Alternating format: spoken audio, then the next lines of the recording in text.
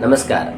आज हम लोग ज्योतिष शास्त्र के विषय में चर्चा करने जा रहे हैं। ज्योतिष शास्त्र वेद भगवान का ही एक प्रमुख अंग है, जिसको वेद भगवान का चक्षुस्थान कहा जाता है। अर्थात वेद पुरुष भगवान की जो दृष्टि है वही ज्योतिष शास्त्र है। और ज्योतिष शास्त्र के माध्यम से ही हम लोग आकाश में विद्यमान पिंडों की स्थिति के विषय में, उनके परिभ्रमण काल के विषय में, ग्रहण के विषय में और उनके द्वारा हमारे जीवन में किस प्रकार का असर पड़ता है, इसके विषय में अध्ययन कर सकते हैं, जान सकते हैं। इसलिए इसको वेद भगवान का नेत्र कहा गया है। ज्योतिष शास्त्र के प्रमुख 3 स्कंध माने जाते हैं: सिद्धांत, संहिता और होरा।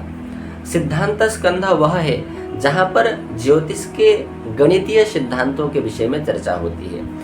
किस प्रकार से हम लोग नक्षत्रों की स्थिति को जान सकते हैं, राशियों की स्थिति को जान सकते हैं, ग्रहों की स्थिति को जान सकते हैं, उनके परिभ्रमण काल को जान सकते हैं, ग्रहण काल को जान सकते हैं। इस प्रकार जिसमें गणित होता है उसी को हम लोग सिद्धांत स्कंध कहते हैं। और जो संहिता स्कंध है वह समष्टि के लिए है, अर्थात संपूर्ण देश के लिए, संपूर्ण विश्व के लिए जो प्राकृतिक आपदाएं आने वाली हैं, जो घटनाएं होने वाली हैं, ऐसे विषय में जिसके द्वारा हम लोग फलादेश कर सकते हैं, जिसमें इन सब विषयों की चर्चा होती है।